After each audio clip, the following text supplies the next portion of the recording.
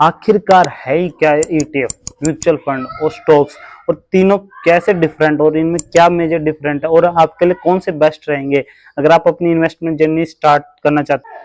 आप सबका स्वागत हमारे चैनल में, जिसमें हम आपको इजी वे में अपना फाइनेंस, अपनी इन्वेस्टमेंट आप कैसे कर सकते हो और कैसे आप अपने मनी को ग्रो कर सकते हो, उसके टिप्स एंड आपको वे बताते हैं जिससे आप अपनी इन्वेस्टमेंट जर्नी स्टार्ट कर सकते हो। अगर आप अभी तक भी अगर आप कंफ्यूज्ड हो कि आपको स्टॉक्स में इन्वेस्ट करना चाहिए, म्यूचुअल फंड्स में इन्वेस्ट करना चाहिए या ईटीएफ्स में इन्वेस्ट करना चाहिए, तो मैं आज के वीडियो से आपका ये सारी कंफ्यूजन पूरी दूर कर दूंगा। क्योंकि अभी मैं जैसे जैसे अपनी इंडियन स्टॉक मार्केट ग्रो हो रही है वैसे वैसे अपने SIP लोग कर रहे हैं, म्यूचुअल फंड्स में, ईटीएफ्स में इन्वेस्ट कर रहे हैं और स्टॉक्स में भी इन्वेस्ट कर रहे हैं। पर उनको अभी इनके फंडामेंटल्स, इनके टेक्निकल्स, इनमें कौन सा आपके लिए, कौन सा टाइप आपके लिए बेस्ट रहेगा, वो अभी सभी को इतना पता नहीं है। वो जैसे दूसरों की टिप्स पे, किसी के बोलने पे स्टॉक्स या ईटीएफ से, म्यूचुअल फंड्स में इन्वेस्ट करते हैं। और क्या क्या फैक्टर आपको दिमाग में रहना चाहिए इन तीनों में इन्वेस्ट करने से पहले, चाहे वो कोई भी आपका सगा हो या चाहे मैं भी क्यों ना मैं आपको सजेशन दूं, तो भी उसको आप पहले अपने आप से रीवेरीफाई करना चाहो तो आप कर सकते हो। इसके जरिए आप, ऐसा है कि आप अपनी इन्वेस्टमेंट का आपको पता होगा वो किस सेक्टर में आप लगा रहे हो, क्या चीज है और क्या है, और आप इससे आप एक वेरीफाई भी कर सकते हो कि जिस जिस म्यूचुअल फंड में, ईटीएफ्स में, स्टॉक्स में आप इन्वेस्ट करें वो उसका आगे जाके स्कोप है भी है ग्रो करने का या नहीं है। आज के वीडियो में हम आप पता करेंगे कि पहले चीज तो ये है कि ईटीएफ्स के फायदे क्या और नुकसान क्या है, और म्यूचुअल फंड्स के भी फायदे और नुकसान दोनों की बात करेंगे, और ऐसे स्टॉक्स का भी हम बताएंगे कि क्या फायदा और क्या नुकसान है। स्टॉक्स, पहले मैं स्टार्ट करता हूँ स्टॉक्स से। स्टॉक्स, मान लो कि आप किसी कंपनी का एक हिस्सा या एक मान लो टुकड़ा खरीद रहे हो, वो स्पेसिफिक वो स्टॉक की वैल्यू पे करके। जैसे मान लो कि आप रिलायंस पावर या किसी इजी माई ट्रिप या IDFC बैंक या PNB बैंक, किसी भी कंपनी का एक उस स्टॉक की प्राइस पे करके उसका एक हिस्सा खरीद रहे हो। एक स्टॉक आपको अलग अलग रेट पे मिल जाएगा। जैसे कि इंडियन स्टॉक मार्केट में सबसे महंगा शेयर है MRF का, जो कि बहुत महंगा है, ऑलमोस्ट 130K के ज्यादा का वो है, जिसमें बहुत ही बड़ा स्टॉक है, जो कि इंडिया और मुझे लगता है एशिया का सबसे बड़ा स्टॉक हो सकता है। पर वैसे ही इंडिया में कुछ पेनी स्टॉक्स भी होते हैं। पेनी स्टॉक्स का मतलब होता है जो कौड़ियों के भाव मिल जाते हैं। ये कंपनी ज्यादातर स्मॉल कैप कंपनीज होती है या बिल्कुल ही स्मॉल, मान लो कि आप नीश कंपनीज होती है, इनमें भी आप इन्वेस्ट कर सकते हो, पर इनके फायदे और नुकसान दोनों हैं। अभी आगे बढ़ते हैं, अभी बात करता हूँ मैं म्यूचुअल फंड की। म्यूचुअल फंड एक, मान लो कि काफी प्रकार के म्यूचुअल फंड होते हैं, वो मैंने सेपरेट वीडियो बना रखा है, उसको आप चेकआउट कर सकते हो। और मैं आपको सिंपली बता देता हूँ म्यूचुअल फंड होता है। म्यूचुअल फंड एक बास्केट ऑफ कंपनीज या बास्केट ऑफ इंडेक्स या इंडेक्स को रेप्लिकेट करते हैं, वो काफी म्यूचुअल फंड्स होते हैं। जैसे फर्स्ट मैं आपको सिंपल बता देता हूँ, निफ्टी 50 म्यूचुअल फंड्स, जो कि आपने काफी सुना होगा।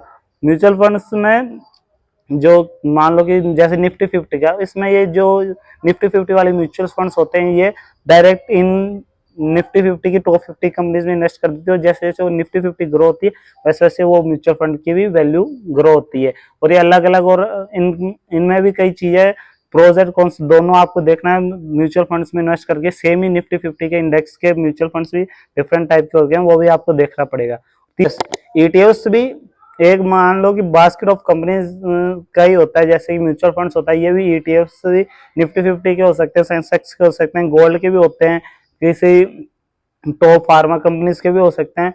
पर इसमें और म्यूचुअल फंड्स में ये डिफरेंस है कि म्यूचुअल फंड एक NAV, जो नेट एसेट्स वैल्यू होती है, उस पर आप परचेस करते हो, और ये डे के एंड में आप बाय एंड सेल कर सकते हो। वहीं की जो म्यूचुअल ETFs होते हैं, ETFs में आप ऐसा नहीं कर सकते। जैसे आप स्टॉक्स को एक पर्टिकुलर वैल्यू पे करके खरीद सकते हो, वैसे आप ETFs को भी खरीद सकते हो। और इनमें इसके भी प्रोज एंड कॉन्स दोनों हैं, जो हम अगले पॉइंट में डिस्कस करेंगे। हम सीधी बात करते हैं प्रोज एंड कॉन्स। पहले हम बात करते हैं स्टॉक्स के प्रोज की। प्रोज मतलब कि क्या इसके एडवांटेज है। एडवांटेज सिंपली, मान लो कि आप स्टॉक्स है, वो आप किसी कंपनी के खरीद लेते हो, और वो आपके रिटर्न्स की गारंटी उस कंपनी में होती है, कैसे वो परफॉर्म करती है। और इसके ये है कि इसमें हाई रिटर्न्स के पोटेंशियल होती है, और आप इंडिविजुअली कंट्रोल कर सकते हो, आपके पास अपनी इन्वेस्टमेंट का पूरा कंट्रोल होता है। और इसका नुकसान ये है कि ये, मान लो कि आप किसी कंपनी अगर डूब गई और उसमें आपने इन्वेस्ट करा तो आपकी मनी भी डूब सकती है, मतलब कि खत्म हो सकती है, और उसमें कोई रिटर्न आ भी नहीं सकते। जैसे काफी कंपनीज है जो पहले बहुत अच्छा परफॉर्म कर रही थी, अभी कर नहीं रही, तो वो जो इन्वेस्टर थे उनकी मनी लॉस में आ गई और वो अभी नुकसान में चल रहे होंगे। और वैसे म्यूचुअल फंड है, म्यूचुअल फंड जो बिगिनर्स होते हैं उनके लिए बेस्ट होता है, और जो ये मैनेज बाय प्रोफेशनल्स होते हैं, जो फंड मैनेजर्स होते हैं, और इनके पास हाई रिसर्च टीम होते हैं, सब कुछ होता है। वहीं जो स्टॉक्स में था उसमें आपको खुद ही रिसर्च करना पड़ेगा और अपना टाइम इन्वेस्ट करना पड़ेगा। इसमें आप एक फंड मैनेजर जो एक्सपर्ट है वो आपके फंड को मैनेज करता है और इन्वेस्ट करता है। और इसका कॉन्सर ये है कि इसमें हाई फीस होता है और आपका इस पर कंट्रोल नहीं होता इन्वेस्टमेंट में कि इंडिविजुअल आप किस कंपनी में इन्वेस्ट कर रहे हो। वहीं की अलग अलग कंपनी में भी फंड मैनेजर इन्वेस्ट कर सकता है रिटर्न्स हाई गेन करने के लिए। और तीसरा ईटीएफ्स, ईटीएफ्स भी प्रो ये है कि ये इसमें आप इन्वेस्ट कर सकते हो, जैसे आप स्टॉक्स में इन्वेस्ट कर सकते हो, इसमें भी आपका कंट्रोल रहता है, पर इसमें ये मार्केट डिपेंडेंट ज्यादा होता है। जैसे एक स्पेसिफिक इंडेक्स पे ज्यादा फोकस होता है तो वो आपके ये सिंपली ज्यादा हाई रिटर्न्स नहीं, पर मार्केट को मैच करने में जैसे मार्केट ग्रो होता है वैसे आपका डाइवर्सिफाइड भी होते हैं। जैसे म्यूचुअल फंड करते हैं कि आपको क्या पे करना पड़ता है। जैसे मान लो कि आप स्टॉक्स को खरीदते हो तो आपको ब्रोकरेज फीस जो आपका ब्रोकर लेगा या जो भी आप प्लेटफॉर्म यूज कर रहे हो वो आपसे चार्ज करेगा, और इसमें आपको टैक्स भी देना पड़ेगा अपने गेन्स पे। और इन्वेस्टमेंट जब आप इन्वेस्ट करते हो म्यूचुअल फंड्स में होते हैं दो प्रकार, एग्जिट लोड एक होता है एक्सपेंस रेशो। एक्सपेंस रेशो वो है जैसे आपने मान लो 5,000 इन्वेस्ट करे और उस कंपनी का एक्सपेंस रेशो है 1%, तो 1000 में से 1% मान लो कि आपका 10 रुपीज के समथिंग वो आपसे डिडक्ट कर लेंगे जब आप इन्वेस्ट करोगे, आपका रेस्ट इन्वेस्ट होगा मार्केट में। वही जो आपका मान लो कि एक्सपेंस एग्जिट लोड होता है, एग्जिट लोड आपको 2-3 प्रकार से म्यूचुअल फंड्स में चार्ज कर सकते हैं। फर्स्ट होता है अगर मान लो कि कुछ स्टॉक्स इन म्यूचुअल फंड्स होते हैं जो 1 साल के पीरियड के अंदर अगर आप उसको विड्रॉ कर लेते हो अपने फंड्स को तो उसमें आपको 20% टैक्स लगेगा आपके गेन्स पे।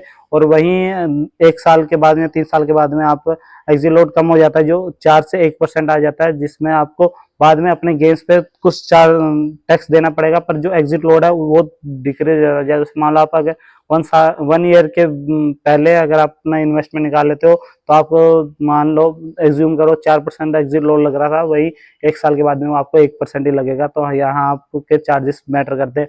और ईटीएफ्स में भी सेम है, इनमें ये मैनेज्ड, ये हाईली मैनेज नहीं होते, ये मार्केट डिपेंडेंट होते हैं। तो इसमें एक्सपेंस रेशो तो ऑलमोस्ट जीरो ही होता है, पर एग्जिट लोड भी इसमें बहुत कम होता है, मतलब जीरो होता है। जैसे आप स्टॉक्स में इन्वेस्ट करते हो वैसे आप ईटीएफ्स में इन्वेस्ट करते हो, आपको खुद मैनेज करना पड़ता है। पर इसमें जैसे कि मान लो कि इसमें भी मिनिमल म्यूचुअल फंड्स के कंपैरिजन में इसमें एक्सपेंस रेशो कम होता है, वहीं एग्जिट लोड इसमें होता नहीं है। तो ये चार्जेस है जो आपको पता होना चाहिए, और ब्रोकरेज फीस तो इस पे भी लगे। ये था इन सभी में डिफरेंस। और अभी आपकी बारी, आप किस में इन्वेस्ट करना सकते हो।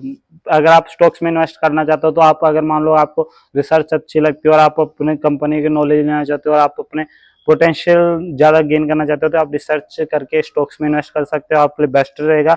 और अगर आप म्यूचुअल फंड्स में इन्वेस्ट वो लोग करें जो अगर मान लो जिनको ज्यादा स्ट्रेस नहीं रहना और बिगिनर्स है वो, और अपने फंड्स को एक्सपर्ट्स के द्वारा मैनेज कराना चाहते हो और ज्यादा सिर मतलब कि ज्यादा टेंशन या ज्यादा रिसर्च नहीं करना चाहते, वो म्यूचुअल फंड्स में इन्वेस्ट करें। और ईटीएफ्स में, ईटीएफ्स उनके लिए अच्छे जो इजी डाइवर्सिफाई चाहते हैं और अपनी इन्वेस्टमेंट को अलग अलग सेक्टर में लगाना चाहते हैं तो वो उसमें ईटीएफ्स में भी इन्वेस्ट कर सकते हैं। ये भी हैसल फ्री होता है और इसमें भी आप एसआईपी कर सकते हो, स्टॉक में भी आप एसआईपी कर सकते हो, और जो म्यूचुअल फंड है उसमें भी एसआईपी कर सकते हो। ये प्रोसेस मैं आपको अगले वीडियो में बताऊंगा कि आप कैसे कैसे डायरेक्ट इन्वेस्टमेंट कर सकते हो और कैसे आप एसआईपी के थ्रू भी कर सकते हो।